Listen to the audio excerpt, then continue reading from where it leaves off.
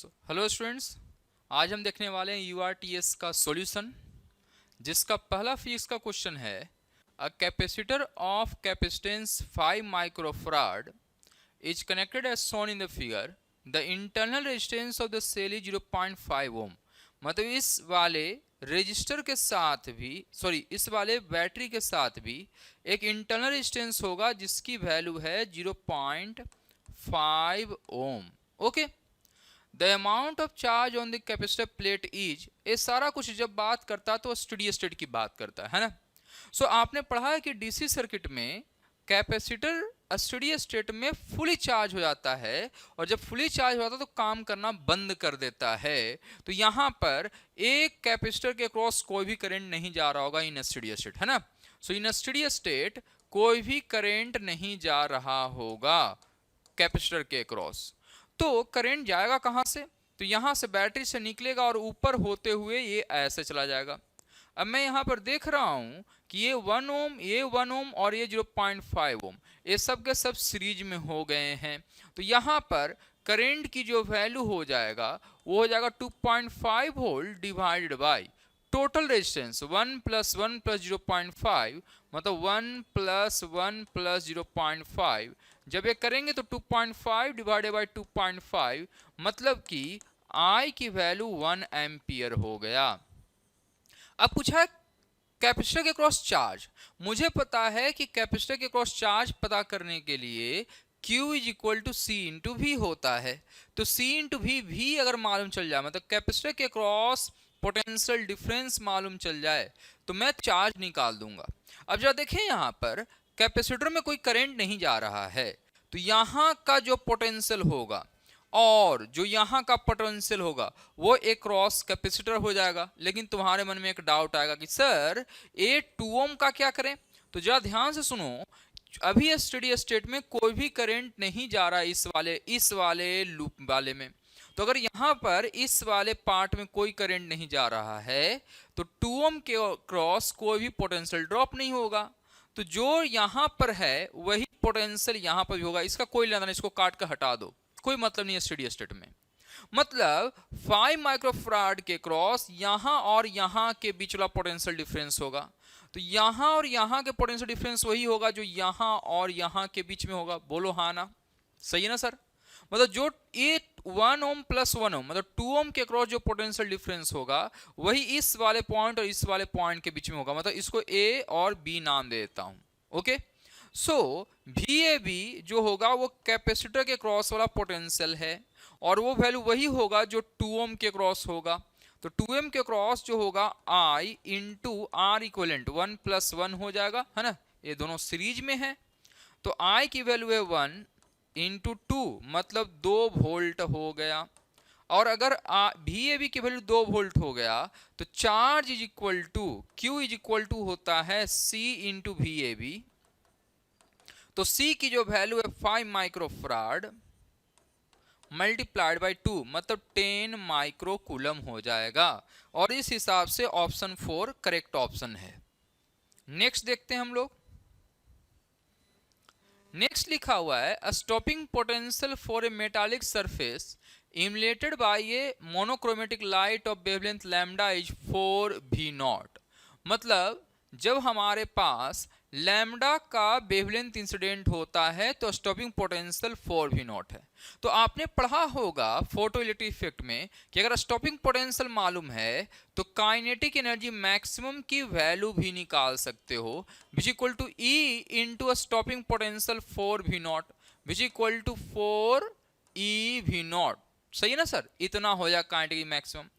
Now kinetic energy maximum का जो formula होता है, kinetic energy maximum is equal to energy of incident photon -5 लिखते हैं हम लोग।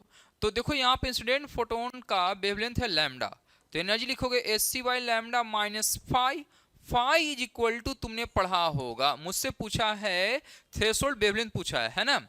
फाई इज इक्वल टू तुमने पढ़ा है Sc/λ0। फिलहाल के लिए पहले सॉल्व कर लेते हैं। यहाँ पर मैं सिंपल फाई लिख देता हूँ, ठीक है सर।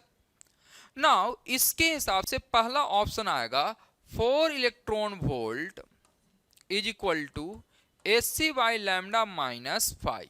पहला इक्वेशन हो गया। नाउ अनदर लाइट अगर वेवलेंथ 3 लैम्डा वाला गिरता है तो स्टॉपिंग पोटेंशियल कितना हो जाता है V नॉट। तो इसके लिए इक्वेशन बनाओ। तो उस वाले केस के लिए जहां पर 4 V नॉट था वहां पर V नॉट लिख देंगे। तो E into V naught is equal to AC by 3 lambda minus 5। ये इक्वेशन 2 हो गया। एक काम करते हैं, इसको सॉल्व कर लेते हैं, है ना। इसको तो माइनस कर लो, माइनस और ये हो जाएगा प्लस, तो ये कैंसिल आउट। तो बचेगा 3 electron V naught is equal to AC by lambda minus AC by 3 lambda. और अगर इसको LCM लें तो LCM हो जाएगा 3 लैम्डा और ये बच जाएगा 2HC के बराबर, है ना। ये सॉल्व कर लोगे आप लोग। यहां पर हमें पता चल गया कि V नॉट की वैल्यू कितना है और उससे रिलेशन भी पता चल गया, है ना। V naught is equal to या E V naught is equal to हम लिख सकते हैं E V naught is equal to 2HC divided by 9 lambda के बराबर। ओके, नाउ यहां पर इस वाले इक्वेशन को उठाकर यहां पर डाल दीजिए। सो फ्रॉम इक्वेशन सेकेंड क्या है sir, E V naught minus sign हटाकर अगर देखोगे आप तो वैल्यू है AC बाई 3 लैम्डा माइनस 5, यही है ना सर। तो 5 इज इक्वल टू क्या होगा, तो पहले तो E V नॉट की वैल्यू लिख दो 2HC by 9 lambda that is equal to AC by 3 lambda minus 5. So this imply phi is equal to phi को इधर ले आइए। So phi is equal to AC by 3 lambda minus 2HC by 9 lambda। और यहां अगर solve करेंगे हम लोग तो phi is equal to होगा LCM 9 lambda 3HC minus 2HC। अच्छा, फाई को भी तो AC बाई लैम्डा डैश लिख ही सकते हैं। So that is equal to हो जाएगा AC बाई 9 लैम्डा, HC से HC कैंसिल, तो दिस इंप्लाई लैम्डा डैश की वैल्यू हो गया 9 लैम्डा के बराबर। ओके, सो इसलिए सही ऑप्शन हो जाएगा third option. Okay sir, next है in an LC circuit inductance change from L to L by 2 to keep the same resonance frequency C would be changed to। अच्छा, resonant frequency omega is equal to 1 upon, ये angular frequency निकाल रहा हूं, 1 upon root LC होता है, आपको पता है। नाउ अगर ओमेगा को कांस्टेंट रखना है तो 1 अपॉन, अब L की वैल्यू L' किया L बाई 2, तो यहां पर मल्टीप्लाई करोगे C' से, तो भाई इसको हाफ किया तो इसको कितना करना पड़ेगा, तो 2 टाइम्स करेंगे तब सेम वैल्यू आ जाएगा, है ना, सिंपल है। सो इसका मतलब C' की वैल्यू हो जाएगा 2 टाइम्स ऑफ C। कोई बहुत ज्यादा दिमाग नहीं लगाना, इजी क्वेश्चन है ये, और इसका ऑप्शन हो जाएगा फर्स्ट। ठीक, नेक्स्ट क्वेश्चन है 2 copper balls each weighing 10 gram are kept in air 10 centimetre apart. If 1 electron from every 10 power 6 atoms is transferred from one ball to the other, the coulomb force between them is। देखो इसके लिए तो सबसे पहले तो number of atoms निकालो, and number of atoms निकालने के लिए नंबर ऑफ मोल्स निकालना पड़ेगा। तो number of moles is equal to 10 gram divided by 63.5 लिखोगे, है ना, इतना ग्राम में, तो वैल्यू बचेगा 10 अपॉन 63.5। ये आपके पास नंबर ऑफ मोल्स बन गया। हेंस नंबर ऑफ एटम्स कितना होगा, तो नंबर ऑफ एटम्स अगर निकालोगे तो बचेगा 10 अपॉन 63.5, और एक मोल में आपको पता है कितना होता है एटम्स, एवोगैड्रो नंबर के बराबर, तो 6.02 इंटू 10 पावर 23, इतना नंबर ऑफ एटम्स मिल गया। So hence number of electron transferred की जब बात करेंगे तो ये जो वैल्यू आ रहा होगा total atom 10 upon 63.5 into 6.02 into m power 23 divided by 10 raise to power 6 atoms के साथ डिवाइड कर देंगे, तो ये जो वैल्यू निकल कर आएगा ये बचेगा 10 into 6.02 divided by 63.5 into m power 17 हो जाएगा। ठीक है sir. Now force is equal to, अच्छा पहले तो चार्ज निकालना पड़ेगा, Q इज इक्वल टू होता है N into E, number of electrons मालूम है 10 into 6.02 divided by 63.5 into 10 power 17 into m power into 1.6 into power minus 19 करेंगे, सही है। तो ये वैल्यू निकल कर आएगा 6.02 इंटू 1.6, है ना, डिवाइडेड बाई 63.5 इंटू 10 पावर 18 और 10 पावर माइनस 90 मतलब 10 पावर माइनस 1 हो जाएगा। इसलिए force is equal to formula होगा के Q1 Q2 upon are square. के की वैल्यू 10 पावर 9 10 पावर 9, Q1 की वैल्यू हो जाएगा 6.02 into 1.6 divided by 63.5 into power minus 1, और इसी को एक और बार लिखेंगे तो 6.02 into 1.6 divided by 3.5 into power minus 1 divided by R square. R की वैल्यू दे रखा है 10 सेंटीमीटर, तो 10 सेंटीमीटर का मतलब 10 इंटू मीटर में कन्वर्ट करना पड़ेगा आपको, तो इसका लिखोगे होल स्क्वायर। इसे जब सॉल्व करोगे इतना बड़ा तो इसकी जो वैल्यू आ रहा होगा वो आ रहा होगा 2 इंटू, अप्रोक्सीमेटली करोगे इसे तो ये बच रहा होगा 2 इंटू 10⁸ न्यूटन के आसपास आ रहा होगा।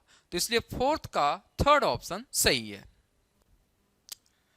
The de Broglie wavelength of an electron is the same as that of a 50 kilo electron volt X-ray photon.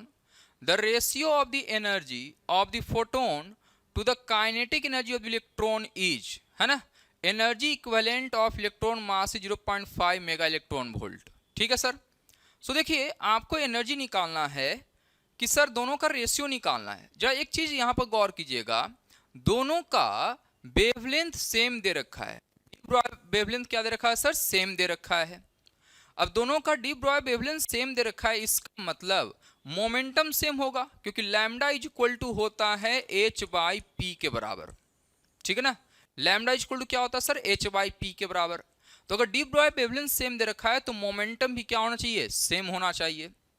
अब हम लोग एनर्जी का रेशियो देखेंगे तो energy of photon E divided by energy of electron में काइनेटिक एनर्जी लिखा गया है, तो क्या आप काइनेटिक एनर्जी यहां पर लिख सकते हैं। नाउ यहां पर लिख सकते हो ई की वैल्यू को एच बाई लैम्डा, ठीक है sir, divided by kinetic energy क्या होता है sir, P square by 2m होता है ना, क्योंकि ये मैटर का एनर्जी लिखा हुआ है। इससे हमें P की वैल्यू जो निकलेगा वो मिल जाएगा h बाई लैम्डा के बराबर। किसके बराबर मिल जाएगा सर, h बाई लैम्डा के बराबर मिल जाएगा। ठीक है सर। नाउ इसको आप अगर सॉल्व करोगे तो 2m ऊपर लेके चले जाइए तो hc into 2m divided by lambda. अच्छा P स्क्वायर लिखा हुआ है यहाँ पर, क्या इसको h square upon lambda square लिख सकते हैं, लिख दीजिए ऐसे, h से h कैंसिल, लैम्डा से लैम्डा कैंसिल, तो बचेगा 2mc divided by h by lambda. एक काम करें, अगर c से ऊपर नीचे मल्टीप्लाई कर दें तो कुछ और भी अच्छा बन जाएगा ये फिगर। तो E upon kinetic energy is equal to 2mc into C divided by H by lambda. सही है सर। ये एच बाई लैम्डा की वैल्यू दे रखा है, फोटोन की एनर्जी दे रखा है, कितना दे रखा है सर, तो दे रखा है 50 इलेक्ट्रॉन वोल्ट। ए एक्चुअल में एच बाई लैम्डा की वैल्यू है क्योंकि फोटोन का एनर्जी है। और यहां पर कुछ और लिख रखा है, मास एनर्जी इक्विवेलेंट दे रखा है, मतलब mc स्क्वायर की ये वैल्यू दे रखा है सर, है ना, ये mc स्क्वायर की वैल्यू दे रखा है।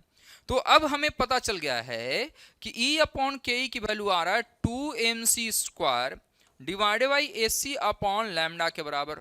सो that is equal to mc square की वैल्यू 0.5 मेगा इलेक्ट्रॉन वोल्ट मतलब 10 power 6 divided by H by lambda की वैल्यू कितना है, तो वो है 50 किलो इलेक्ट्रॉन वोल्ट मतलब 50 इंटू 10 पावर 3 दे रखा है। सही है सर। अब इसको चाहें तो हम सॉल्व कर लेंगे तो a 10 पावर 3 से कैंसिल हो जाएगा, 0.5 मल्टीप्लाई बाई 2 करोगे तो 1 आएगा, तो that is equal to 10 power 3 divided by 50, तो ये कैंसिल हो जाएगा 20 बाई 1, मतलब जो रेशियो आने वाला होगा 20:1, मतलब थर्ड ऑप्शन सही आ रहा है।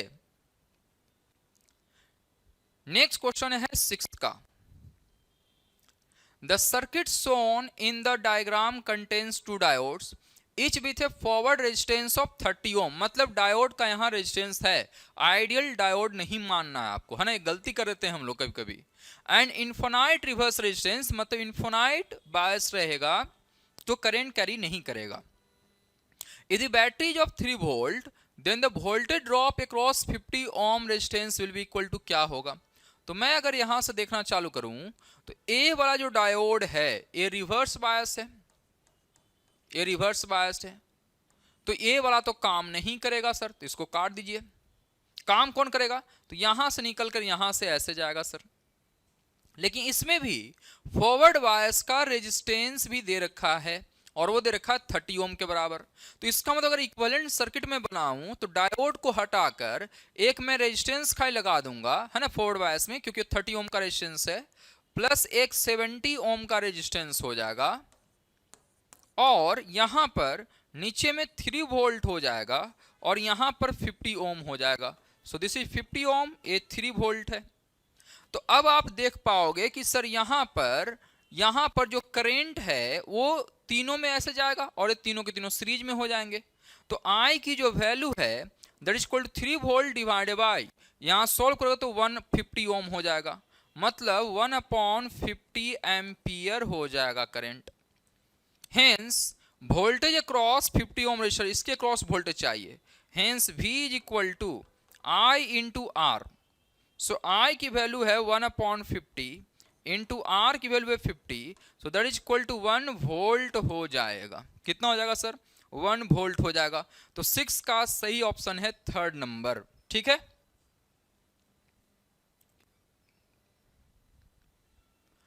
7th है a rod of length 10 centimetre lying along the principal axis of a concave mirror of focal length 10 centimeter in such a way that its end closer to the pole is 20 centimeter away from the mirror।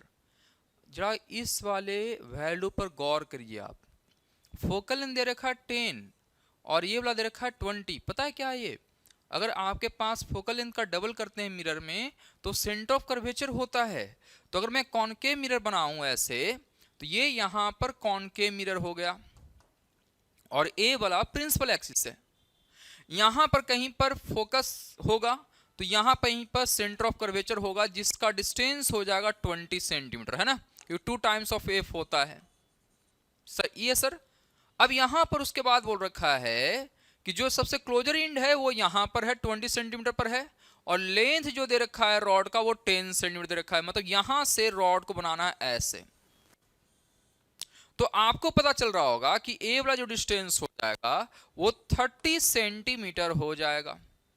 तो मैं काम करता हूं, ये पहले वाले end को नाम देता हूं U1 और दूसरे वाला इंड को नाम देता हूं U2। तो रॉड का जो पहला इंड होगा, चूंकि वो सेंटर ऑफ कर्वेचर पर है, इससे इमेज भी कहीं सेंटर ऑफ कर्वेचर पर ही बन रहा होगा, और दूसरा इंड कहीं पर जाकर ऐसे कहीं बन रहा होगा ए वाला पॉइंट पर। तो जहां पर U1 होगा वहीं पर V1 भी हो जाएगा। मुझे निकालना है V2। क्या निकालना सर? V2 निकालना है। तो फॉर्मूला होता है 1/V plus 1/U is equal to 1/F के बराबर। नाउ V2 निकालना तो U2 लेना पड़ेगा, है ना। सो this imply 1/V2 is equal to 1/F minus 1/U2, which is nothing but FU2 और U2 minus F हो जाएगा। So hence V2 is equal to FU2 divided by U2 minus F लिखेंगे हम लोग, ठीक है सर। नाउ F की value कितना है, फोकल लेंथ कितना है? सो फोकल लेंथ है 10 सेंटीमीटर, कनकेव मिरर है, इससे फोकल लेंथ की वैल्यू लिखेंगे -10 सेंटीमीटर, ठीक है सर। सो -10 U2 की वैल्यू जो हो जाएगा वो हो जाएगा -30 सेंटीमीटर डिवाइडेड बाय U2 की जो वैल्यू है वो है -30 माइनस F की वैल्यू। साइन कन्वेंशन का बहुत अच्छे से ध्यान रखना, ऐसे क्वेश्चन में साइन कन्वेंशन की वजह से ही बहुत बड़ा गलती होती है, ठीक है सर। सो F की जो वैल्यू है वो दे रखा है 10 सेंटीमीटर, तो यहां लिख देंगे -10, तो बचेगा +300 डिवाइडेड बाई ए हो जाएगा -30 प्लस 10 मतलब -20 विच इज -15 सेंटीमीटर। तो V2 की वैल्यू बन गया 15 सेंटीमीटर, इसका मतलब लेंथ बन गया 15 सेंटीमीटर। माइनस साइन नोट कर रहा है मतलब इधर होगा, है ना। तो जब बताइए लेंथ कितना हो गया सर? V1 है 20 पर, V2 है 15 पर, तो टोटल लेंथ कितने का हो गया? Hence length of image will be equal to 5 centimetre के बराबर हो जाएगा। इसलिए करेक्ट ऑप्शन हो जाएगा 4th नंबर, 7 का हो जाएगा 4th। ओके, तो हम नेक्स्ट क्वेश्चन देखने वाले हैं अभी।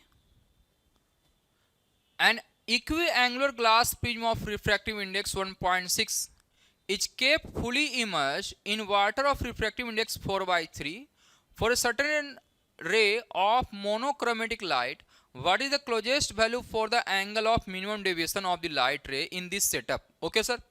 So देखिए इसमें क्या करेंगे, हमारे पास इक्विएंगुलर का मतलब इक्विलेटरल ट्रायंगल वाला दे रखा होगा प्रिज्म, ए एंगल है 60 डिग्री, यहां से एक रे ऑफ लाइट जा रहा होगा, ये ऐसे जाएगा एंड देन ये यहां पर ऐसे जाता है, सही है सर। अब यहां पर वाटर दे रखा है, ये एंगल आई हो जाएगा, मिनिमम डेविएशन में आपको पता है कि आई प्लस ई माइनस ए हो जाता है, और मिनिमम डेविएशन में आई और ई की वैल्यू बराबर होता है, इसे 2i माइनस ए लिखेंगे। So this imply del minimum plus A is equal to 2i, this imply i is equal to del minimum plus A divided by 2 is equal to i के बराबर हो गया। Clear. Now यहां पर ए वाला angle मानता हूं R1, तो आपको ये भी पता हो कि मिनिमम डेविएशन में R1 is equal to R2 is equal to a by 2 के बराबर होता है, सही है सर।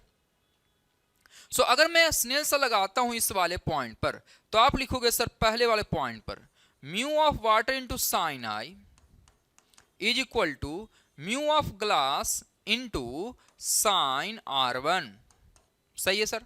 नाउ यहां पर mu of water 4/3, sine i की वैल्यू है del minimum plus A divided by 2, mu of glass दे रखा है 1.6, तो 1.6 साइन R1 की वैल्यू a बाई 2 मतलब 60 divided by 2 that is equal to 30 degree, मतलब साइन 30 डिग्री लिखेंगे सर इसको। अब आप इसको सॉल्व कर सकते हो ऐसे कि 4 से कैंसिल हो जाएगा, तो 4/3 sine del minimum plus a by 2 is equal to 1.6 into half, और ये कैंसिल हो जाएगा 0.8 से। अब अगर इसको सॉल्व करें, सो दिस इंप्लाई बचेगा यहां पर sine del minimum plus A by 2 is equal to 0.8 into 3 divided by 4 which is nothing but 0.6 के बराबर आएगा, ठीक है सर। अब 0.6 को कैसे लिखा गया, यहीं से आप यहां तक सब लोगों ने सोल्व कर दिया होगा, इसके बाद शायद आप लोग फंस रहे होगे। करना क्या है, आपको एक वैल्यू मालूम होगा साइन 37 की वैल्यू है ना, और उसकी वैल्यू होता है 3/5 विच is nothing but 0.6। Okay sir, तो अब ए वाला काम आपको यहां पर करना था, sine del minimum plus A by 2 is equal to sine 37 degree है सर वो लिखा हुआ, ठीक है। तो मैं यहां से इसको सॉल्व कर सकता हूं, तो इसका मतलब del minimum plus A by 2 is equal to 37 degree के बराबर है, तो this imply del m is equal to 37 degree multiply by 2 minus A कर दोगे, तो 37 इंटू 2 हो जाएगा 74, माइनस ए की वैल्यू है 60, तो 74 माइनस 60 बनेगा 14 डिग्री के बराबर, ठीक है सर। नेक्स्ट क्वेश्चन देखते हैं अभी हम लोग। A ray of light passes through 4 transparent media with refractive index n1, n2, n3 and 4 as shown in the figure. The surface of all media are parallel, है ना। If the emergent ray DE, A वाला रे है ना, is parallel to the incident ray AB, A वाला रे, तो क्या होगा सर। जा देखिए, A मान लेता हूं, पहले वाले को I1 मान लेता हूं, बाकी सभी एंगल होगा, और इस वाले को मैं I2 मान लेता हूं, या θ1 और θ2 मान लो, ठीक है ना।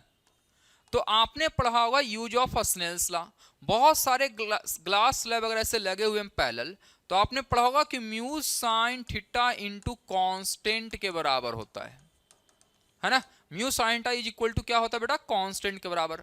तो डायरेक्टली आप ए वाला सरफेस और इस वाले सरफेस पे वैल्यू लगा सकते हो, तो हम लिखेंगे n1 sine θ1 is equal to n4 into sine θ2 के बराबर। अब चूंकि दे रखा है ए रे और ए रे पैरेलल है, हेंस θ1 इज इक्वल टू θ2 हो जाएगा पैरेलल होने की वजह से। तो इसका मतलब n1 sine θ1 is equal to n4, और θ2 के जगह पर भी θ1 लिख दीजिए, कैंसिल हो जाएगा, तो बचेगा n1 is equal to n4 के बराबर। ओके, ए आ गया N1 इक्वल टू N4 के बराबर। नेक्स्ट देखते हैं, अच्छा इसका ऑप्शन हो जाएगा फर्स्ट। नेक्स्ट क्वेश्चन है 10th number question. When light passes through a material medium of relative permittivity epsilon r, relative permittivity of mu r, the velocity of light v is given by, क्या होगा sir? आपने पढ़ा होगा कि speed of light c is equal to होता है 1/√μ0 into epsilon naught. ए अगर vacuum में होता है किसी मीडियम में, इन अनदर मीडियम आपने पढ़ा होगा कि सर v की वैल्यू हो जाएगा 1/, अब यहां पर लिखना पड़ेगा μ0 इंटू mu are into epsilon not into epsilon r. But μ0 into epsilon not की वैल्यू तो हमें पता है कि c के बराबर हो जाता है, तो c/√, बचेगा नीचे में क्या, mu are into epsilon R बचेगा। और इस हिसाब से ऑप्शन जो सही लग रहा है वो फोर्थ ऑप्शन लग रहा है 10th का। Next, a galvanometer has a coil of resistance 60 ohm and shows full scale deflection of 50 microampere current. To convert this galvanometer into an ammeter of range 10 milliampere, required shunt resistance क्या होगा? आपने पढ़ा होगा conversion of galvanometer into ammeter, तो कैसे convert करते हैं वो जैसा देखते हैं। तो इसके लिए क्या होता है, यहां पर दे रखा है galvanometer का रेजिस्टेंस है ना, तो यहां पर इसके साथ एक और शंट रेजिस्टेंस निकालना पड़ता है, इसको मैं लिख देता हूं RS, और यहां पर है RG। अब यहां पर करंट टोटल I जाएगा और यहां पर जाता IG। सही है सर? होता क्या है, ये जो IG की मैक्सिमम वैल्यू हो सकता है वो 50 माइक्रो एम्पियर हो सकता है। सो 50 माइक्रो एम्पियर दे दिया है। RG की वैल्यू भी दे रखा है 60 ओम, चलो ये भी लिख लेते हैं। सही है ना सर? और करंट की जो वैल्यू निकालना 10 मिली एम्पियर। आप जरा गौर करके देखिए, इसके कंपैरिजन में 1000 टाइम्स के आसपास ज्यादा है सर ये, क्योंकि ये माइक्रो में है, ये मिली में है। तो क्या करें सर? तो इसका मतलब क्या किया जाता है, ये जो करंट यहां से जाएगा दो हिस्सों में बढ़ जाएगा, एक इधर बटेगा एक इधर बटेगा। तो IG की वैल्यू कितना, इस IG की वैल्यू दे रखा है, तो इस वाले की वैल्यू कितना होगा, I माइनस IG, मतलब करोगे 10 milli ampere minus 50 micro ampere. अब ये 10 मिली एम्पियर के सामने बहुत छोटा है, तो अप्रोक्सीमेटली आप लिख सकते हो कि सर ये 10 मिली एम्पियर के बराबर ही होगा, है ना। कैलकुलेशन करना है तो इसलिए लिख देते हैं हम। नाउ ये जो शंट रेजिस्टेंस है इसके क्रॉस वोल्टेज और RG के क्रॉस सेम होगा, क्योंकि दोनों पैरेलल में लग रहा है हमें। तो इसके क्रॉस तो तुम्हें मालूम है वोल्टेज कितना होगा, तो मैं गैल्वेनोमीटर के क्रॉस वोल्टेज लिख देता हूं VG is equal to IG into RG के बराबर, which equal to 50 micro ampere मतलब 10⁻⁻⁶ मल्टीप्लाइड बाई 60 ओम। तो VG मालूम है हमें, hence RS is equal to कितना होगा, तो VG divided by I minus IG। VG की वैल्यू है 50 into 10⁻⁻⁶ multiplied by 60 divided by I minus IG की अप्रोक्सीमेट वैल्यू 10 मिली एम्पियर। तो मैं ऐसा लिख देता हूं।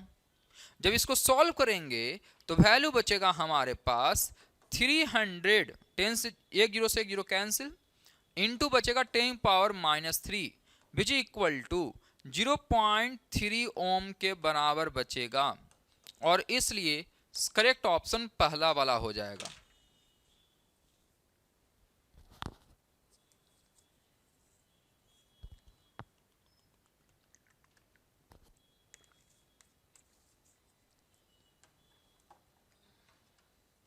Next question, the effective resistance of n number of resistors when connected in parallel is P. If one of the resistor is removed, the effective resistance becomes Q. Then the resistance of resistor which is removed is. इस वाले question में बहुत सारे बच्चे गलती करते हैं। वो क्या करते हैं, सारे रेजिस्टर को सेम मान लेते हैं। तो अगर सेम मान लोगे तो वहां पर तुम हो सकते हो बहुत गड़बड़ कर जाओ, है ना। यहां पर हो सकता है रेजिस्टेंस अलग अलग भी हो। तो हम क्या करेंगे, हम ऐसा मानते हैं कि मान लो बहुत सारे रेजिस्टर है, नहीं पता कि सबकी वैल्यू क्या है, लेकिन सबके सब लगे हुए क्या है, पैरेलल में ऐसे लगा हुआ होगा। ये सबके सब पैरेलल में लगे हुए हैं। अब पैरेलल में लगे हुए हैं तो इनका इक्विवेलेंट वैल्यू है P के बराबर, है ना। ये R1 है, R2 है, R3 है, R4 है। सही है सर? अब बोल रखा है कि एक काम करो, इसमें से एक हटा दो, मतलब मैं R4 को हटा देता हूं। तो अगर R4 को हटा दोगे तो बचेगा कितना रजिस्टर, 3, 1, 2 और ये बचेगा 3, है ना। जरूरी नहीं 3, 4, 5, 10 जितना मन को उतना लगा दो, बट एक हटाना है आपको, है ना। तो समझाने के लिए मैं मात्र 4 लिया है रेजिस्टेंस हमने। तो बचा हुआ है R1, R2 और क्या बचा हुआ है सर, R3 बचा हुआ है। इसकी वैल्यू दे रखा है Q। अब जरा गौर से सुनिए, एक Q जो R इक्विवेलेंट मिल रहा है, ये तीनों का इक्विवेलेंट है, इन तीनों का इक्विवेलेंट है। इसमें जैसे ही R4 अगर पैरेलल लगा दें तो क्या बन जाएगा, P बन जाएगा, है ना। तो हम एक काम करते हैं कि अगर इसके साथ Q वाले के साथ अगर आपने पैरेलल में R4 लगा दिया तो ये क्या बन जाएगा, फिर P के बराबर बन जाएगा, नहीं बन जाएगा सर। तो ये बना हुआ है दोनों पैरेलल में और P आ रहा आंसर। तो हम लिखेंगे Q into R4 divide by Q plus R4 is equal to P के बराबर।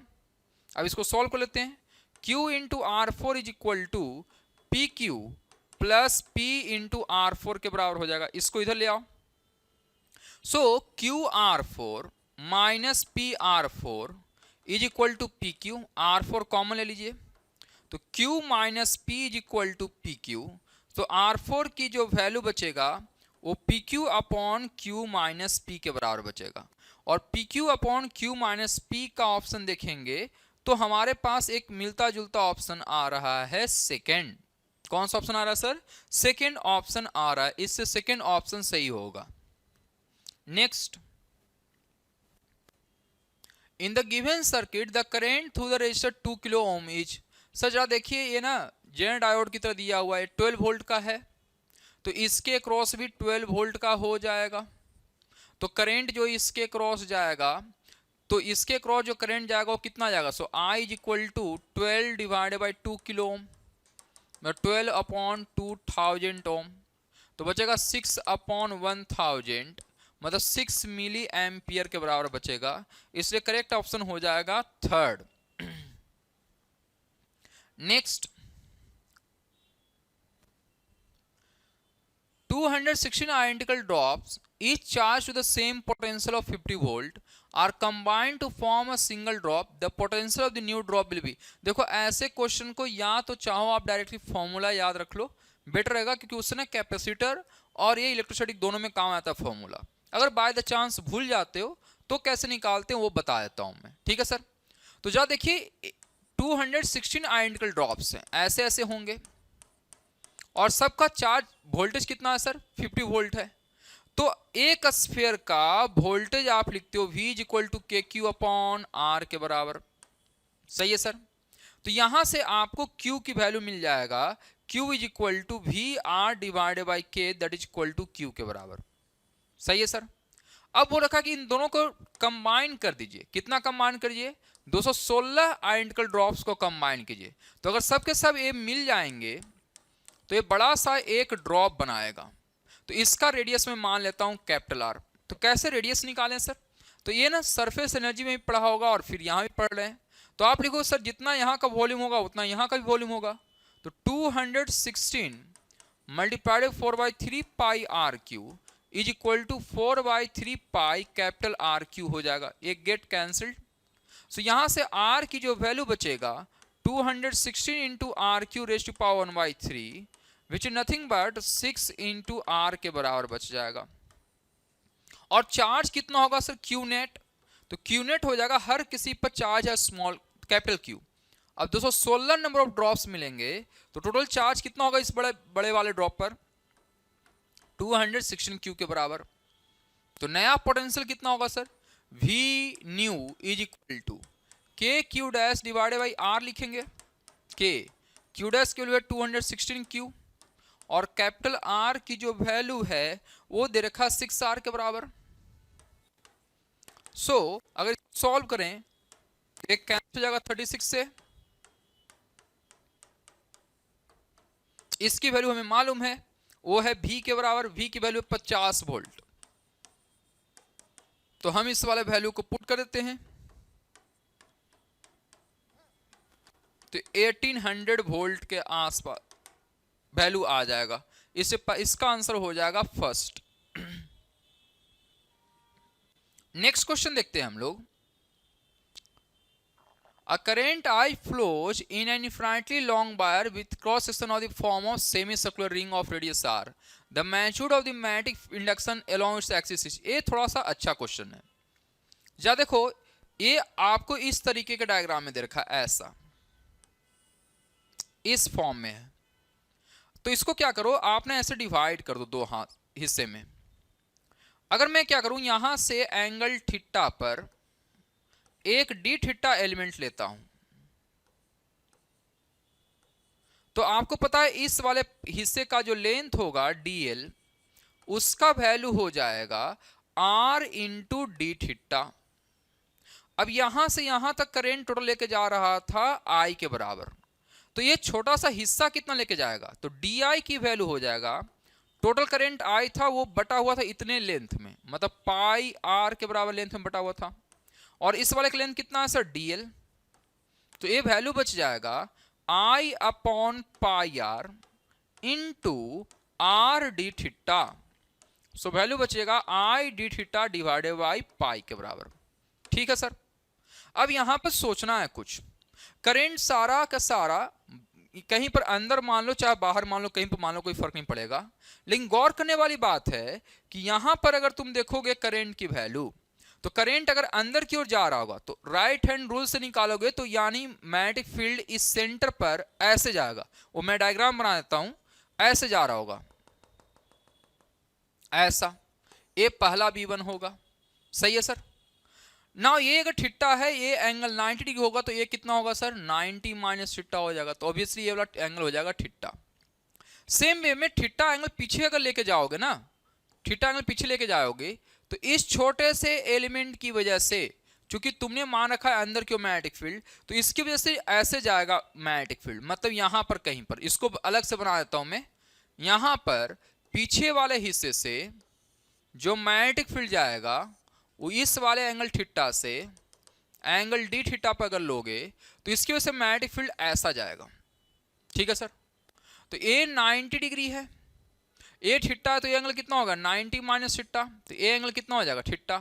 तो अगेन इसका कंपोनेंट हो जाएगा B2 का, इधर B2 कॉस थीटा और इधर नीचे की हो जाएगा B2 साइन थीटा।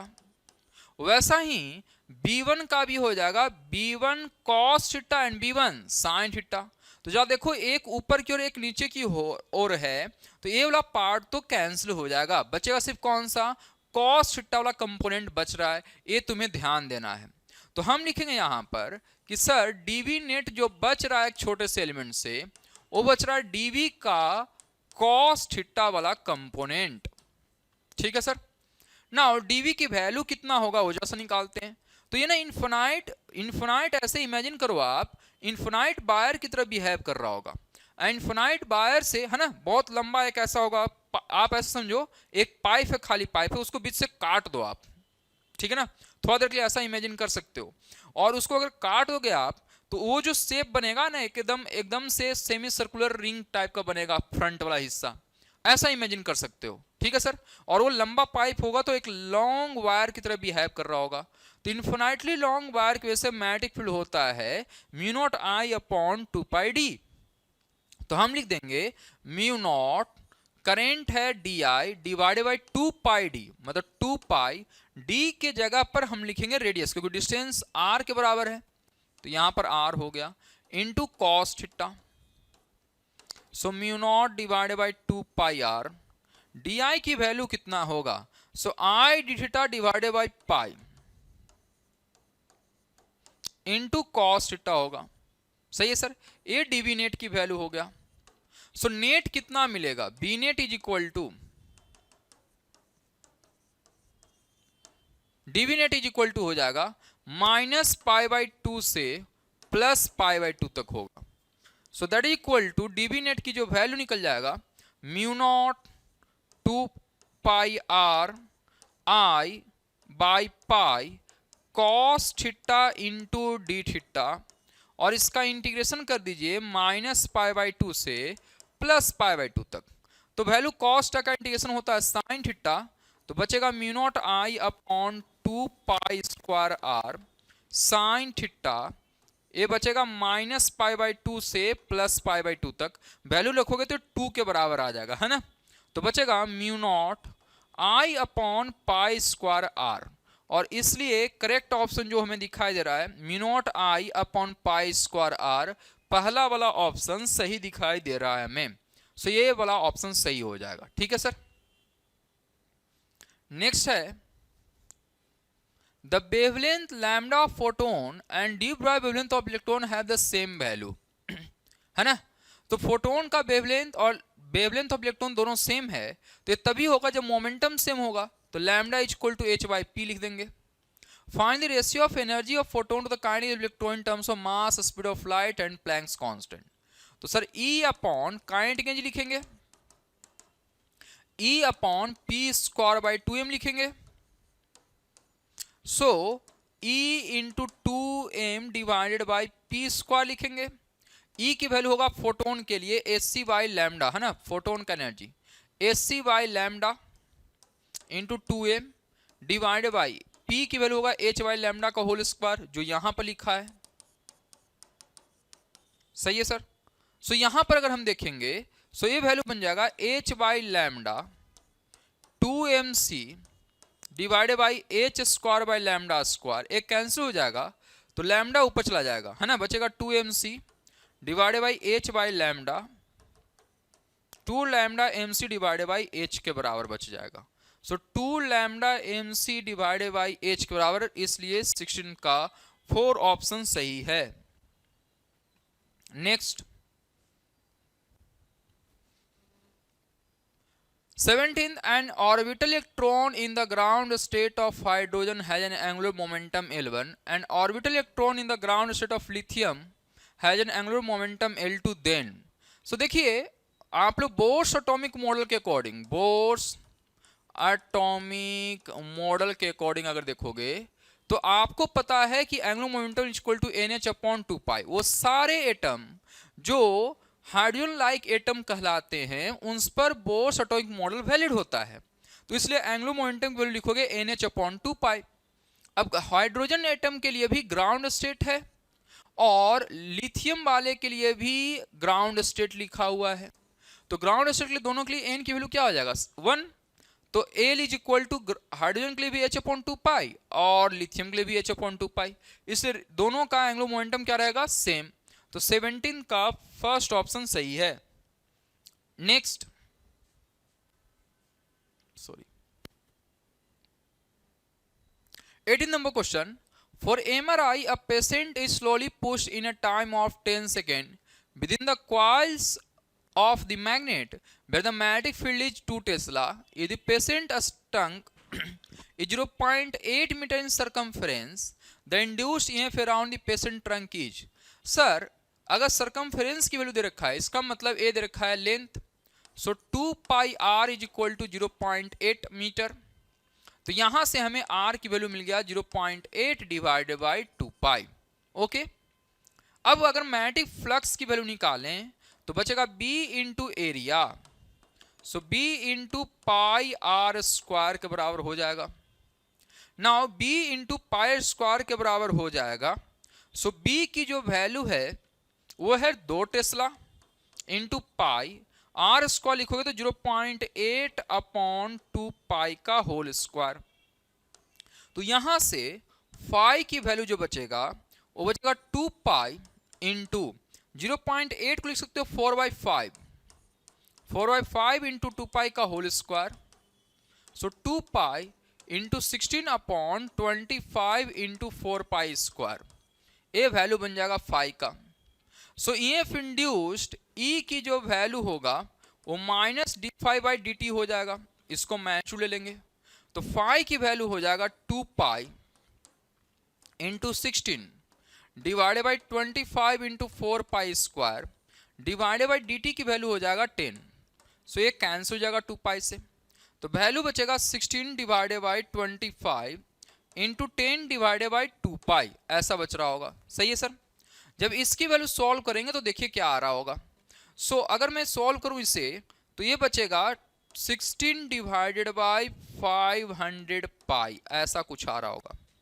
सही है। 19th question, when radius of a circular loop carrying current is doubled, it's magnetic moment becomes 4 times. उसका रीजन क्या है sir? Magnetic moment depends on area of the loop. Sir हमें magnetic moment का formula पढ़ा है, M is equal to I into area, मतलब I into pi R square लिखेंगे, सही है सर। अब जब देखिए रेडियस को डबल कर दिया गया है, अगर रेडियस को डबल करोगे तो ऑब्वियसली दिख रहा है यहां से कि अगर r 2r के बराबर हो जाएगा तो उसका स्क्वायर करो तो 4 टाइम्स बढ़ जाएगा। तो पहला ऑप्शन भी सही लिख रहा है, और यहां पर लिखा है कि एरिया के ऊपर डिपेंड कर रहा है, तो ये भी सही करेक्ट सही एक्सप्लेनेशन दे रखा है।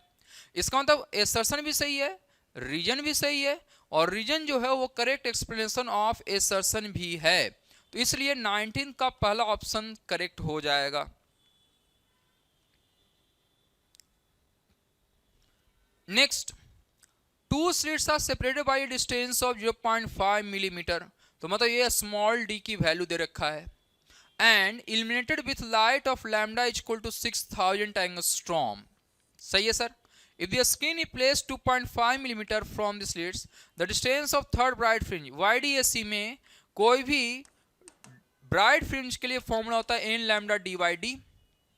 अब यहां पर कैपिटल डी की वैल्यू दे रखा था, है ना, लैम्डा भी दे रखा है, और पूछा जा रहा है आपसे थर्ड ब्राइट फ्रिंज, मतलब 3 लैम्डा होगा 6000 इंटू पावर -10, सही है सर, इंटू कैपिटल डी की वैल्यू है 2.5 डिवाइडेड बाई स्मॉल डी की वैल्यू 0.5 मिलीमीटर, मतलब 10 पावर -3 हो जाएगा, ठीक है सर। अब इसको सॉल्व करोगे तो ये बचेगा 5 से, तो बचेगा यहां पर 15 into 6000 into 10 power -10 into 10 power -3 से ऊपर जाएगा तो 3 बचेगा, ओके सर। तो बचेगा 15 6 90 इंटू ए 30 और 30 6 10 power -4 which is nothing but 9 10 power -3 metre, that is equal to 9 millimetre के बराबर बचेगा। तो ये ऑप्शन 4 सही है 20 का, ठीक है sir. Next option 21, a thin symmetrical double convex lens of refractive index mu2 is equal to 1.5 is placed between a medium of refractive index mu1 to the left and another medium of refractive index mu2 is equal to 1.6 to the right, then the system behave as,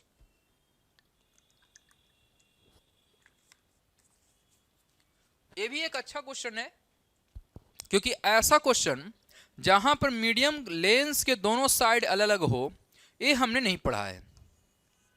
तो यहां पर देखिए एक side में दे रखा है 1.4, इसका दे रखा है 1.5 और दूसरे साइड का दे रखा है 1.6, ठीक है सर। सो इस तरीके से कुछ कहानी दे रखा है। इसका अगर हम रेडियस मानेंगे +r तो ऑब्वियसली ये हो जाएगा -r के बराबर। ये समझ में आता है कार्टेशियन साइन कन्वेंशन के अकॉर्डिंग। तो होता क्या है, अगर मीडियम अगर अलग अलग हो जाए तो आपको ना इसके लिए बारी बारी से रिफ्रैक्शन वाला फॉर्मूला लगाना पड़ेगा हर एक कर्व सरफेस पर। तो यहां मुझे दिखाई दे रहा 2 कर्व सरफेस, एक ए वाला है और एक ए वाला है। तो फॉर फर्स्ट रिफ्रैक्शन अगर आप लिखोगे तो क्या लिखो जा सकते देखते हैं। तो मान लो कहीं यहां पर ऑब्जेक्ट है ना, तो लिखोगे म्यू, इसको ढक दो आप, तो फॉर्मूला होता है कर्व सरफेस रिफ्लेक्शन का μ2 upon v minus μ1 upon u is equal to μ2 minus μ1 upon r के बराबर होता है ना। तो यहां पर लिखेंगे μ2 कौन है, तो ए रे ऑफ लाइट यहां से निकलेगा और जा रहा होगा इस वाले मीडियम में 1.5 वाले में। तो μ2 की तरह काम करेगा 1.5 डिवाइडेड बाय पहला image v1 minus 1.4 divided by u is equal to 1.5 minus 1.4 divided by plus R लिख देंगे, पहला इक्वेशन। अब इससे जो पहले रिफ्रैक्शन पर जो इमेज बनेगा वो काम करेगा ऑब्जेक्ट की तरह दूसरे वाले रिफ्रैक्शन के लिए। तो दूसरे वाले के क्या लिखूंगा, तो दूसरे वाले में रे ऑफ लाइट यहां से निकल कर जाएगा इस वाले मीडियम में, तो लिखेंगे 1.6 divided by v minus 1.5 divided by u के जगह पर कौन सा वैल्यू लिख देंगे v1, क्यों, क्योंकि पहला रिफ्रैक्शन से जो इमेज बनेगा वो ही काम करेगा ऑब्जेक्ट की तरह।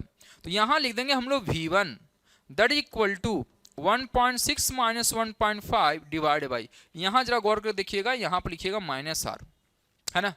अब अगर दोनों को ऐड कर दिया जाए तो अगर ऐड कर दोगे तो जा देखो ए वाला वैल्यू और ए वाला वैल्यू कैंसिल आउट हो जाएगा, बचेगा क्या 1.6 divided by v minus 1.4 divided by u is equal to ऊपर में है 0.1 डिवाइडेड बाई आर प्लस यहां हो जाएगा -1 upon are.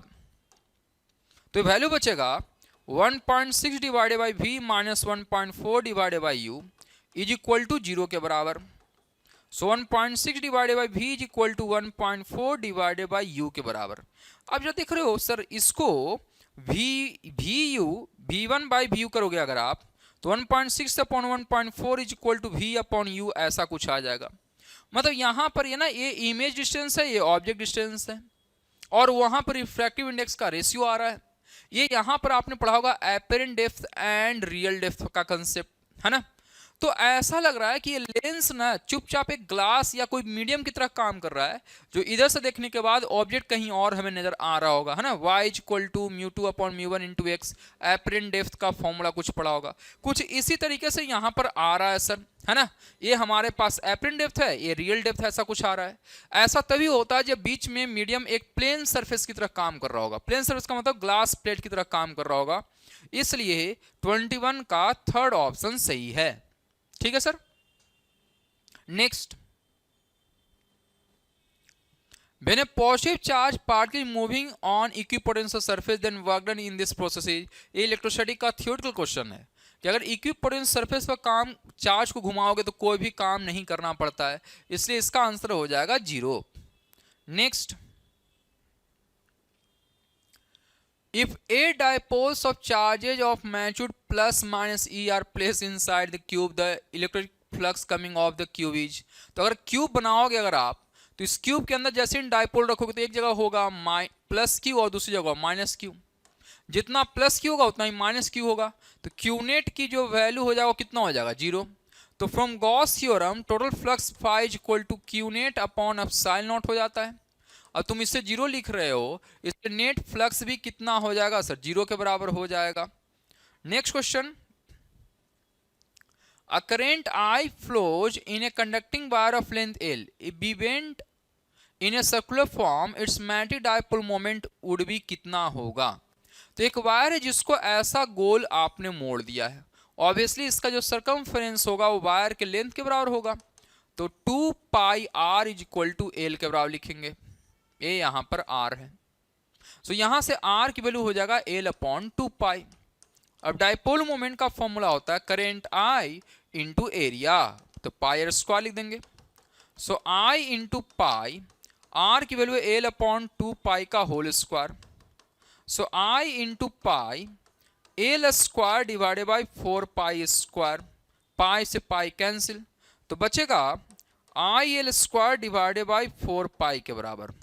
So I L square divided by 4 pi के बराबर, ए ऑप्शन दिख रहा है हमें पहला वाला सही। Next, what will the time constant for the given circuit. अगर डीसी सर्किट ऐसा कुछ होता है तो टाइम कांस्टेंट की वैल्यू होता है आर इंटू सी। अब यहां पर सी के साथ जो भी लगा हुआ है सब आर इक्विवेलेंट करेंगे।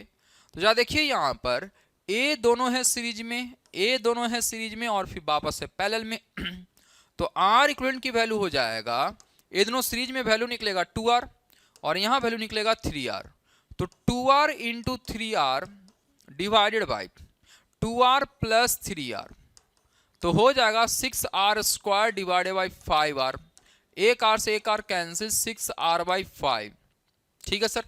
So hence time constant r equivalent into c के बराबर हो जाएगा, तो 6r बाई 5 इंटू c, तो ये वैल्यू बच जाएगा 1.2 RC के बराबर। ठीक है सर, तो ये थर्ड ऑप्शन सही है, तो 25 का थर्ड है। ठीक है sir. 26, a straight conductor of length 2 meter moves at right angle to both its length and form magnetic field. If the speed of the conductor is 4 meter per second and the strength of magnetic field is 1 Gauss, then the value of induced EMF is, तो EF is equal to VBL होता है। V की जो value है वो दे रखा है आपके पास 4 मीटर पर सेकेंड, मैग्नेटिक फील्ड दे रखा है 1 गॉस, इसको 1 गॉस के बारे में पता होगा, 10⁻⁻4 टेस्ला होता है, तो यहाँ पर 10⁻⁻4 टेस्ला लिखेंगे, और लेंथ दे रखा है 2 मीटर, तो वैल्यू आ जाएगा 8 × 10⁻⁻4 वोल्ट आ जाएगा, which equal to 0.8 milli volt के बराबर हो जाएगा। ठीक है सर, तो 26 का ऑप्शन थर्ड सही है। Next, a light ray from air is incident as shown in the figure. अब आपके पास 60 डिग्री एंगल्स पर जाता है तो क्रिटिकल एंगल हो जाता है, तो जिससे कि TIR हो जा रहा है हमारे पास। तो बताइए कितना टाइम लगेगा 1 किलोमीटर लेंथ कवर करने में। देखो ये डायग्राम से थोड़ा सा और ऐसा समझाने की कोशिश करता हूं। मान लो ये फाइबर, ऑप्टिकल फाइबर है, पहला बार अगर रे ऑफ लाइट यहां इंसिडेंट करेगा तो ये एंगल रखना है 60 डिग्री, तो ये रे ऑफ लाइट ऐसे जाएगा और फिर A 60 होगा, फिर A भी 60 होगा, तो फिर यहां से निकलेगा 60 से। सही है सर।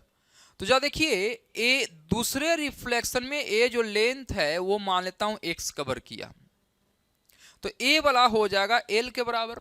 ध्यान से सुनना, तो क्या साइन 60 इज इक्वल टू लिख सकते हो perpendicular X upon hypotenuse L के बराबर।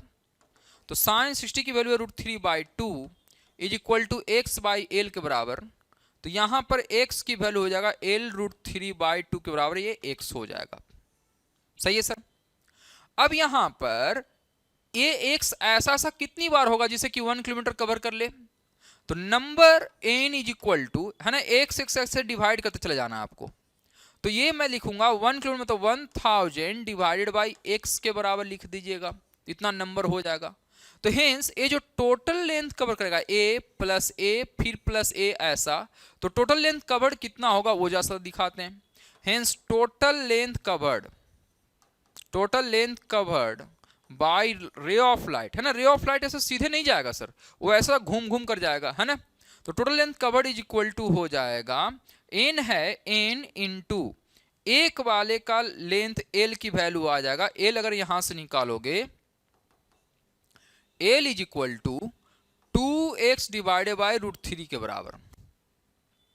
सो L की वैल्यू आ जाएगा 2x डिवाइडेड बाय √3, तो यहां पर लिख देंगे हम 2x डिवाइडेड बाय √3 के बराबर, ये टोटल लेंथ कवर्ड हो जाएगा। So hence speed of light अगर हमें निकालना है, अच्छा n की वैल्यू तुम्हें मालूम है 1000/x है, तो यहां पर पुट कर देते हैं 2x/√3, तो x कैंसिल हो जाएगा, 2000/√3 होगा। Hence time t is equal to speed of light से डिवाइड कर देंगे, तो 2000 divided by √3 multiplied by 3 × 10⁸ metre पर सेकंड के आसपास के स्पीड से होता है। जब इसको सॉल्व करोगे आप तो ये वैल्यू कुछ अप्रोक्सीमेटली आ जाएगा 5.77 के आसपास आ रहा होगा। तो ये वाला हमारे पास थर्ड ऑप्शन सही ऑप्शन है। ठीक है सर। नेक्स्ट है 28।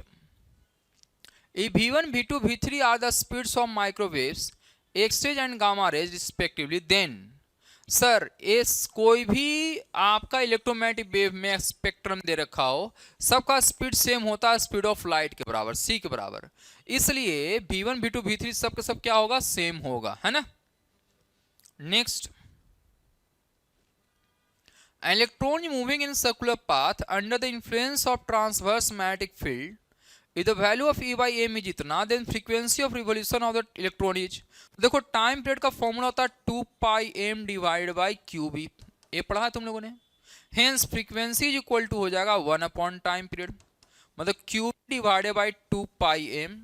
सो वैल्यू बचेगा q/m into b divided by 2π के बराबर, ऐसा कुछ हो जाएगा। Clear sir.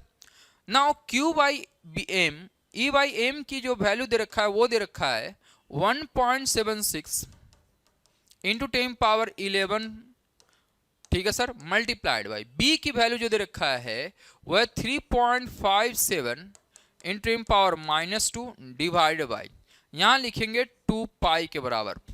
ठीक है सर। अब इसकी जब आप अप्रोक्सीमेशन करोगे तो कितना आएगा वो जरा सा देखते हैं। सो ये वैल्यू बचेगा 1.76 डिवाइडेड बाई 2 इंटू पाई की वैल्यू होगा 3.14 मल्टीप्लाइड बाय 10^11 और 10^-2 मिलाकर 10^9 हो जाएगा। अच्छा जरा इस वाले बात पर गौर कीजिए, इस वाले वैल्यू पर इन सबको अगर मल्टीप्लाई करो ना, 3.57 3.14 के क्लोज में है और 1.76 2 के क्लोज में है, तो अप्रोक्सीमेटली ये जो वैल्यू 1 के बराबर हो जाएगा इंटू 10^9 बचेगा, तो विच इज नथिंग बट 1 गीगाहर्ट्ज के बराबर हो जाएगा। सो इसका ऑप्शन फर्स्ट सही है 29 का। नेक्स्ट है 30।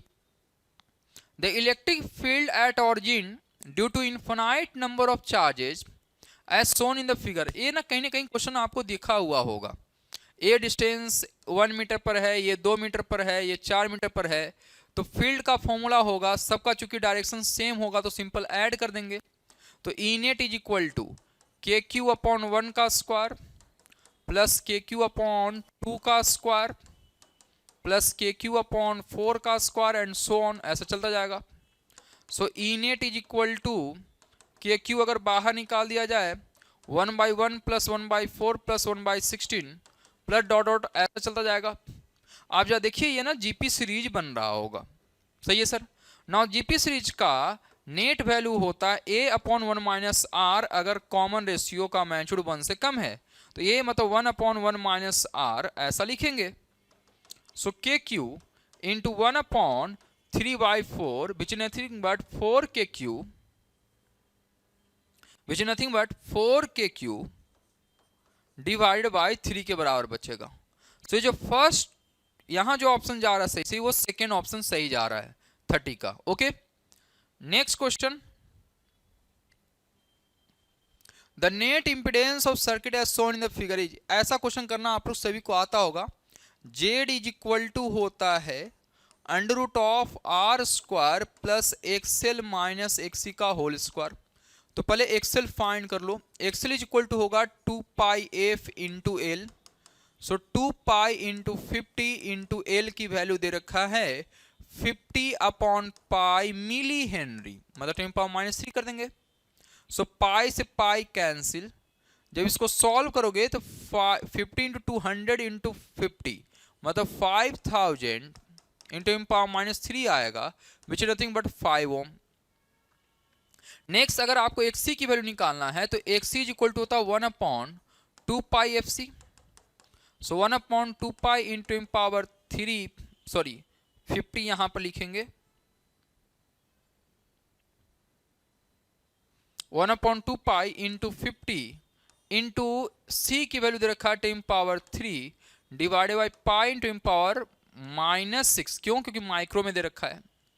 जब ए सॉल्व करोगे तो पाई से पाई कैंसिल, तो एक्सी की जो वैल्यू आ रहा होगा ए बचेगा 10^3 डिवाइडेड बाई 50 इंटू 200 के बराबर, मतलब 10 ओम के बराबर आ जाएगा ये। तो यहां पर जेड की वैल्यू सॉल्व करोगे तो रूट आर की वैल्यू दे रखा है यहां पर 10 ओम, तो 10 का स्क्वायर प्लस एक्सएल की वैल्यू है 5 माइनस 10 का होल स्क्वायर, ए बचेगा √100 प्लस इसको सॉल्व करोगे तो 25, मतलब √125 विच इज नथिंग बट 5√5 ओम के बराबर आ जाएगा, और इसकी वजह से करेक्ट ऑप्शन हो जाएगा फर्स्ट। ठीक है, next question. Two identical parallel plate capacitors are connected in series with a battery of voltage V. If one of the capacitors is completely filled with dielectric material of constant K,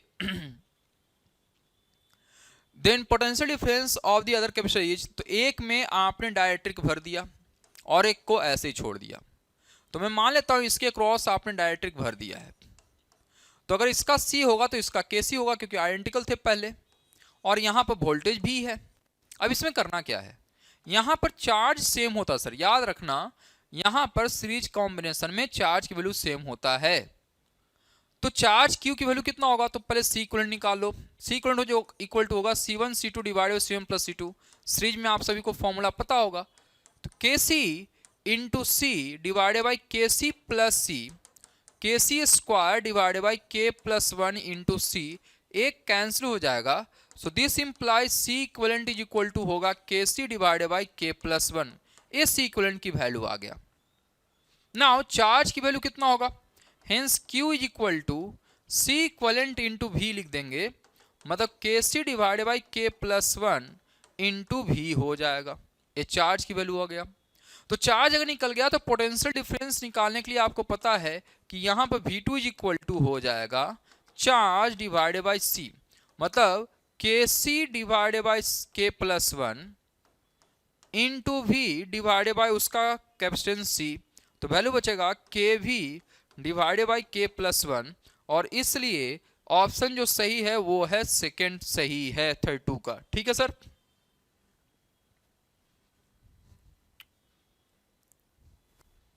next है an infinite line charge produce field of इतना addition what is the linear charge. ये तो बहुत simple है। Infinite line charge की वजह से होता है formula 2k lambda upon r के बराबर। E की वैल्यू दे रखा है 18 to 5, 2 into 10 9 into 10 into lambda पूछा है, और R की वैल्यू दे रखा है 4 इंटू -2। तो एक कैंसिल हो जाएगा 18 से, तो बचेगा 4 इंटू -2, इधर ले आओ 10 इंटू लैम्डा, 10 को इधर भेज दीजिएगा, तो 4 इंटू 3 डिवाइडेड बाई 10 बचेगा लैम्डा के बराबर, विच इज नथिंग बट 4 इंटू -6 के बराबर बचेगा, मतलब 4 माइक्रो कूलम पर मीटर हो जाएगा। तो थर्ड ऑप्शन सही है। 34 a force of 100 Newton acts on A charge of इतना द इंटेंसिटी इलेक्ट्रिक फील्ड। ये भी बहुत आसान है। F इज इक्वल टू होता charge multiplied by electric field. So force है 100 न्यूटन, चार्ज निकालना 2 इंटू -4 दिया हुआ है, और इलेक्ट्रिक फील्ड निकालना है। तो इलेक्ट्रिक फील्ड की वैल्यू होगा 100 divided by 2 into -4 that is equal to electric field. और इसे सॉल्व करें अगर हम लोग तो बड़ा ही आसानी से हमें पता चलेगा 5 इंटू 5 न्यूटन पर कूलम। ये वाला सही सही ऑप्शन आ रहा होगा। Next question, given below the two statement, the displacement current goes through the gap between the plate of capacitor when the charge of the capacitor does not change। Sir सबसे पहली बात कि अगर डिस्प्लेसमेंट करंट पढ़ेंगे तो capacitor में इन दोनों plate के बीच में तभी आता है जब यहाँ पर चार्ज चेंज हो रहा होता है। तो पहला स्टेटमेंट तो गलत ऐसे ही है। डिस्प्लेसमेंट करंट तभी आएगा जब चार्ज क्या हो रहा होता है सर, चेंज हो रहा होता है, क्योंकि हम लिखते हैं displacement current I D equal to epsilon naught d phi E by d t लिखते हैं, है ना। तो ये तभी आएगा जब इलेक्ट्रिक फील्ड चेंज हो रहा होगा, और इलेक्ट्रिक फील्ड चेंज होने के लिए चार्ज चेंज होना जरूरी है। तो ये तो गड़बड़ दे रखा है। दूसरा statement, the displacement current arises in the region in which the electric field does not change and hence the electric field flux does not change with the time. ये भी गड़बड़ है। डिस्प्लेसमेंट करंट तभी आना चाहिए जब इलेक्ट्रिक फ्लक्स, देखो यहाँ पर, वो चेंज होना चाहिए। ये बोल रखा है कि नहीं चेंज होगा, तो ये भी ऑप्शन गलत है। तो हमारे पास स्टेटमेंट 1 भी गलत है, स्टेटमेंट 2 भी गलत है, और ऐसा करने वाला ऑप्शन मुझे देखना पड़ रहा है कि सेकेंड ऑप्शन दिख रहा है। Both statement 1 and statement 2 are incorrect. Question number 36 में लिखा हुआ है battery charge at a potential of 15 volt for 8 hour when the current flowing is 10 ampere. तो हमें इनपुट कितना मिला वो पहले देखते हैं। सो E input is equal to 15 volt है ना, V into I into T कर देना। सो 15 इंटू करेंट है 10 एम्पियर, और टाइम दे रखा है 8 आवर। ये ई इनपुट के बराबर हो गया है। सही है सर। नेक्स्ट दे रखा है the mean term the battery on discharging supplies a current of 5 ampere for 15 hour। ठीक है sir. the mean terminal voltage during discharge 14 volt। the watt hour efficiency is equal to कितना होगा वो जैसा निकाल के बताइए। सो देखते हैं सर, इसकी वैल्यू देखोगे 15 into 10 divide by 8, E output कितना हो रहा है, तो मीन वोल्टेज दे रखा है 14 वोल्ट, तो ये लिखेंगे 14। करंट दे रखा है 5 एम्पियर, तो 5 लिखिए। और टाइम दे रखा है 15 आवर, तो 15 आवर लिख दीजिए। सही है सर। अब इसको निकालना इफिशियंसी, तो E output divided by E input, इतना करेंगे सब पहले, फिर 100 से मल्टीप्लाई करेंगे तो परसेंटेज में आ जाएगा। ई आउटपुट की वैल्यू कितना है सर, तो 14 into 5 into 15 divided by 15 into 10 into 8 हो जाएगा। 15 से 15 कैंसिल, ठीक है सर। 15 से 15 की वैल्यू क्या हो जाएगा सर, कैंसिल हो जाएगा। 5 टू जा 10 भी कैंसिल हो जाएगा, ठीक है ना। सो 5 टू जा 10 भी कैंसिल कर देते हैं। नाउ 2 7 जा 14, 2 4 जा 8, ऐसा कुछ हो जाएगा। तो वैल्यू बचेगा यहां पर 7 डिवाइडेड बाई 8, और अगर इसी को 100 से मल्टीप्लाई कर दोगे आप, तो ये ना परसेंटेज इफिशियंसी बन जाएगा, है ना।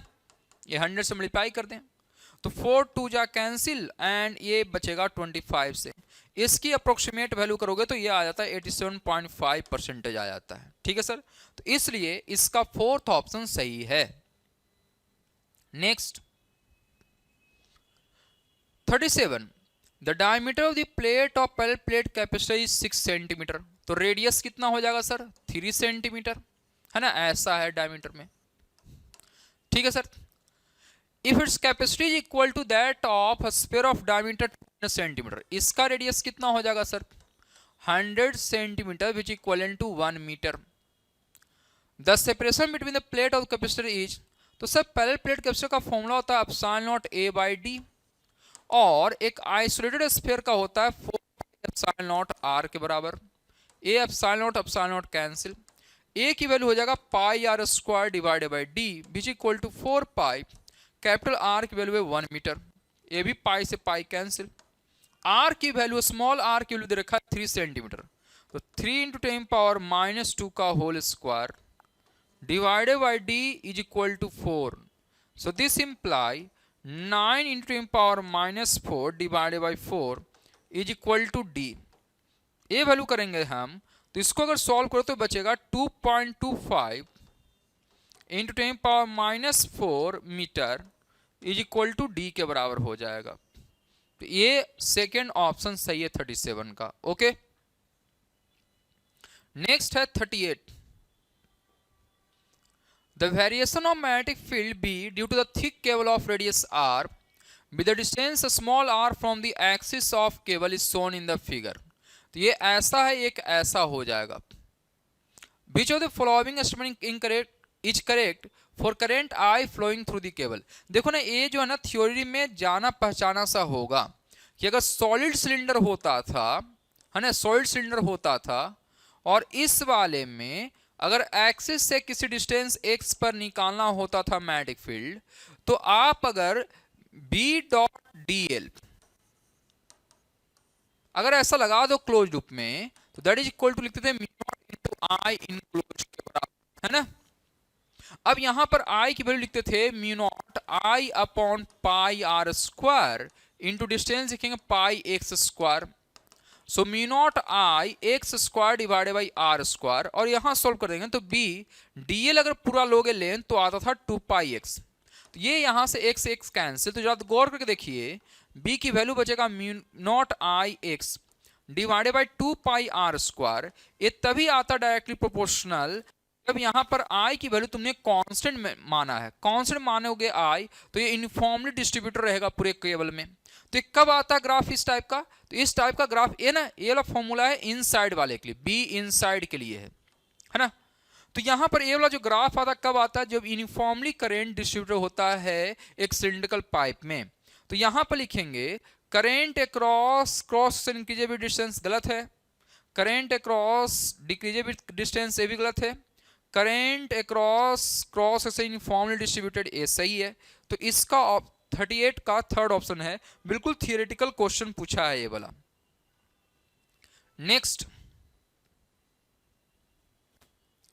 metallic rod of mass point length 0.5 kg per meter is lying horizontally on a smooth inclined plane which makes an angle of 30 degree with the horizontal. The rod is not allowed to slide down by flowing a current through it when a magnetic field of induction 0.25 Tesla is acting on it, then vertical in the vertical direction the current flowing through the rod to keep a stationary is। देखो ये ना JEE में और NEET AIIMS वगैरह में कहीं पर पूछा हुआ है ना, तो ये क्वेश्चन आया हुआ है कहीं पर। देखो इसमें कहना क्या चाह रहा है, मान लो ये इंक्लाइन पे है ना, थोड़ा सा झुका हुआ है और एक रॉड ऐसा रखा हुआ है इस टाइप का, यहाँ पर मान लो करंट ऐसे जा रहा होगा, तो मैं अब ना तुम्हें ये वाला फ्रंट पार्ट खाली दिखाई देगा। तो देखो ये हमारे पास इंक्लाइन प्लेन है, ये एंगल थीटा है और यहाँ पर एक केबल रखा हुआ जिसका फ्रंट पार्ट ए वाला हिस्सा मुझे दिखाई दे रहा है ना, अंदर की ओर ऐसे होगा। अब अगर हम देखें कि यहाँ पर अगर स्लाइड नहीं करना है, वर्टिकल डायरेक्शन में मैग्नेटिक फील्ड है बी और करंट अंदर की ओर जा रहा है, तो आई एल क्रॉस बी करोगे है ना, करंट अंदर और मैग्नेटिक फील्ड ऊपर, तो आई एल क्रॉस बी करो, फोर्स जो आएगा वो इधर आएगा ऐसे एफ बी। सही है सर, ए थीटा तो ए भी थीटा हो जाएगा, नीचे की ओर है एम जी साइन थीटा। सही है सर। अब इसको स्लाइड नहीं करना है तो एफ बी का एक कंपोनेंट आएगा इस तरफ, एफ बी कॉस थीटा वाला कंपोनेंट, जो कि इस एम जी साइन थीटा को बैलेंस करना चाहिए। ए बी की वैल्यू होता है आई एल बी के बराबर। सही है सर, तो आई की वैल्यू निकालना है, तो फॉर बैलेंसिंग मैं लिखूंगा M G sine theta is equal to F V cos theta के बराबर। सो एम की वैल्यू दे रखा है 0.5 केजी पर मीटर है सर, तो टोटल मास निकालेंगे 0.5 इंटू एल करना पड़ेगा, into G into sine theta, theta की वैल्यू दे रखा है 30 डिग्री, तो sine 30 is equal to I into L into B, B की वैल्यू दे रखा है 0.25 टेस्ला इंटू कॉस 30, ए एल से एल कैंसिल हो जाएगा। ठीक है सर, तो यहां बचेगा वैल्यू 0.5 इंटू जी की value 10 sine 30 half, that is equal to I into 0.25 मतलब 1/4 कॉस 30 की वैल्यू √3 डिवाइडेड बाई 2, 2 से 2 कैंसिल। अब यहां सॉल्व करोगे तो ये बचेगा 0.5 इंटू 4 2 के बराबर, तो 20 बाई √3 इज इक्वल टू आई के बराबर बचेगा। और ऐसा अगर देखोगे आप तो √3 की वैल्यू होता है 3.14 के बराबर। कितना होता है सर? 3.14 के बराबर होता है। तो इसका अप्रोक्सीमेट आंसर जो हो जाएगा वो आपको दिखाई देगा कि सर ये वाला आई की वैल्यू 20/√3, इसको पहले सॉल्व कर लेते हैं। सो 20/1.732 दैट इज इक्वल टू आई के बराबर। तो इसकी जो अप्रोक्सीमेट वैल्यू तुम्हें दिखाई देगा कि ये वैल्यू दिखाई दे रहा होगा 11.32 एम्पियर के आसपास। ठीक है ना सर? सो 39 का फोर्थ ऑप्शन सही हो रहा होगा। ठीक है sir. Next, in the following circuit diagram effective resistance between point A and B, बड़ा आसान है, जिसके बीच में भी निकालना हो उसके बीच में एक बैटरी लगा दो, तो इससे तुम्हें साफ साफ कुछ कुछ चीजें ज्यादा क्लियर पता चलेगा। अच्छा, यहाँ पर देख रहे हैं कि सर यहाँ पर सिमेट्रिकल सिचुएशन भी बन रहा है, इसके क्रॉस सिमेट्री बन रहा है, left and right part equal part में। तो अगर ऐसा होता है कि कोई एक परपेंडिकुलर बाइसेक्टर पर बिल्कुल सिमेट्रिकल बनता है तो ये जो रेजिस्टेंस है वो कोई काम नहीं करता है। तो यहाँ पर इक्विवेलेंट रेजिस्टेंस क्या हो जाएगा? ये हो जाएगा 2R, ये भी हो जाएगा 2R, यहाँ हो जाएगा R, ये भी हो जाएगा R, और यहाँ हो जाएगा 2R, ये भी हो जाएगा 2R, ये वाला बनेगा ऐसा। सो यहाँ पर ये 2R है, ये 2R है, यहाँ पर कैपिटल R है, यहाँ पर कैपिटल R है, ये भी 2R है, ये भी 2R है। इन 2R और ये 2R अगर दोनों को ऐड करो तो बचेगा 4R और 4R, दोनों पैरेलल में है, बचेगा कितना सर? 2R के बराबर। तो ये हो जाएगा 2R, और ये R और ये R मिलाओगे तो ये बचेगा भी 2R के बराबर। ये यहां पर ऐसा है। सही है सर। अब अगर इसका देखोगे R इक्विवेलेंट, तो hence R equivalent is equal to, R equivalent is equal to देखोगे तो 2R into 2R divided by 2R plus 2R। तो यहां अगर देखोगे आप 2 into R into 2R divided by 2 बाहर निकालो R plus capital R,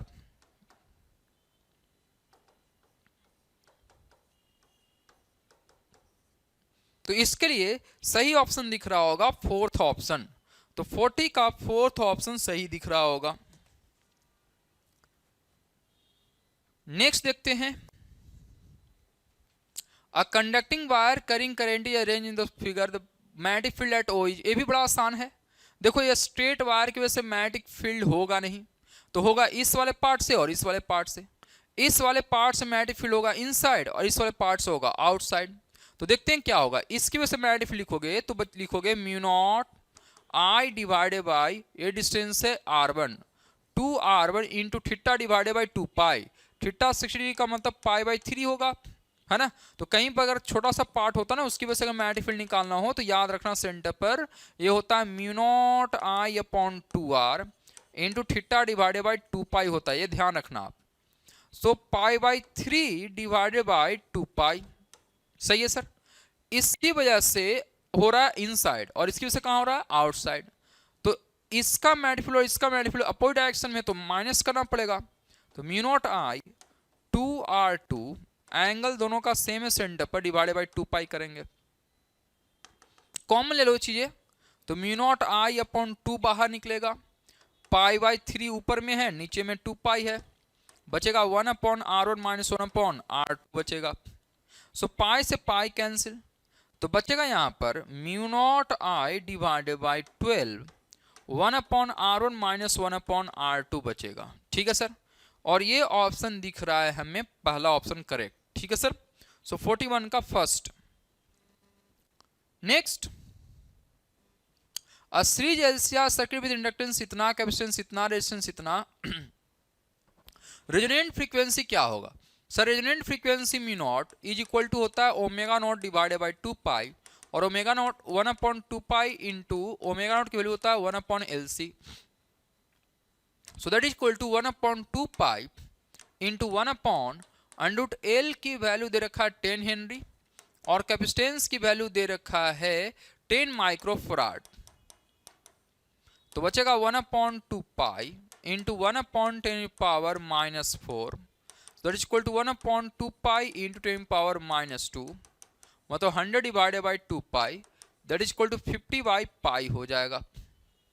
now next है, यहां पर ये अप्लाइड वोल्टेज है, इसका ये ओमेगा दे रखा है, so now again mu is equal to omega divided by 2 pi, omega हो गया 100 डिवाइडेड बाई 2 पाई, तो बचेगा 50 डिवाइडेड बाई पाई के बराबर, सही है सर।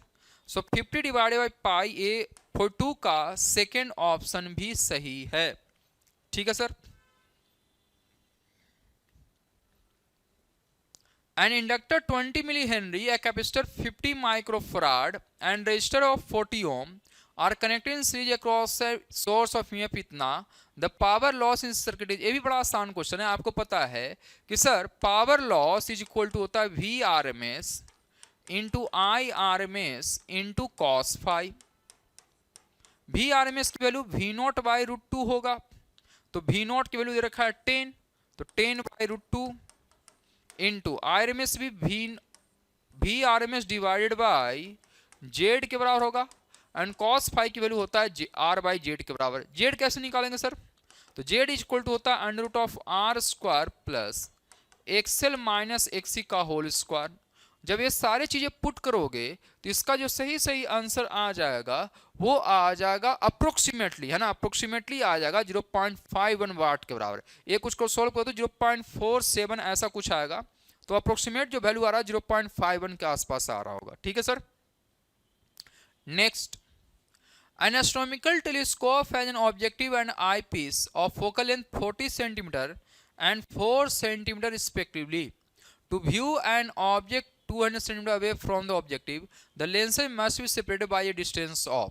तो पहले तो बनाते हैं सर टेलीस्कोप कैसा होगा। ऑब्जेक्टिव का लेंस बड़ा होता है और आई पीस यहाँ पर छोटा होता है, नहीं कुछ दे रखा है तो हम लोग मानेंगे कि हमारा आंख रिलैक्स कंडीशन में है, तो उसके लिए आई पीस वाले के फोकल लेंथ पर बनना चाहिए।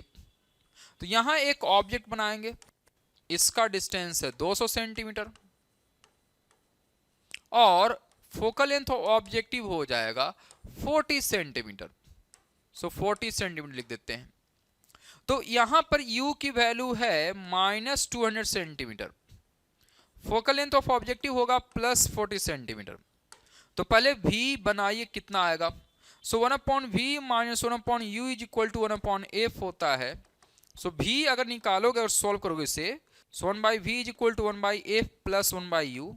तो यहाँ से v की वैल्यू निकालिएगा, आएगा fu upon u plus f की वैल्यू आएगा। f की वैल्यू कितना है, तो 40 प्लस 40 याद रखना। u की वैल्यू कितना है सर, तो u इज इक्वल टू होगा -200 सेंटीमीटर, तो -200। अगेन u की वैल्यू होगा -200 प्लस f की वैल्यू होगा 40। तो वैल्यू बचेगा 40 इंटू -200 डिवाइडेड बाय -160, और इसे सॉल्व करोगे तो बचेगा -4 मतलब +50 सेंटीमीटर। तो यहां से जो इमेज बनेगा कहीं यहां पर बनेगा 50 सेंटीमीटर पर। अब तुम्हें कुछ नहीं दे रखा है, तो आई हमारा रिलैक्स कंडीशन में होना है यहां पर। तो रिलैक्स कंडीशन के लिए आपने पढ़ा होगा टेलीस्कोप में कि उसके लिए जरूरी है कि आईपीस के फोकस पर इमेज बने, मतलब ए वाला distance focal length of eyepiece के बराबर होगा, जिसकी वैल्यू कितना है 4। तो दोनों के बीच का गैप कितना हो गया, 54 सेंटीमीटर हो गया। सो करेक्ट ऑप्शन है सेकेंड। नेक्स्ट है 45 में if current in diode is 5 time that in R1, break down voltage of diode is 6 volt. मतलब यहां पर 6 वोल्ट दे रखा है, तो ऑब्वियसली यहां भी 6 वोल्ट होगा। तो मैं निकाल लेता हूं करेंट I1 करंट यहां होगा, तो यहां पर हो जाएगा आपके पास 5 टाइम्स ऑफ I1, क्योंकि दे रखा है 5 टाइम्स ऑफ I1 है। अगर यहां 6 वोल्ट है तो ऑब्वियसली यहां पर 24 वोल्ट हो जाएगा, है ना। और करंट जा रहा होगा I, which is I is equal to I1 plus 5I1 which is nothing but 6I1 हो जाएगा। तो I1 कितना होगा सर, सो I1 होगा 6 वोल्ट डिवाइडेड बाई R1, तो 6 अपॉन 1000 ओम, मतलब 6 इंटू 10⁻³ हो जाएगा। तो हेंस I टोटल की वैल्यू हो जाएगा 6 इंटू 10⁻³ इतना आ जाएगा आपके पास, ठीक है सर। नाउ यहां पर निकालना है हमें R की वैल्यू। तो R के क्रॉस का वोल्टेज दे रखा है, so R is equal to voltage 24 volt divided by total current आ रहा है 6I1।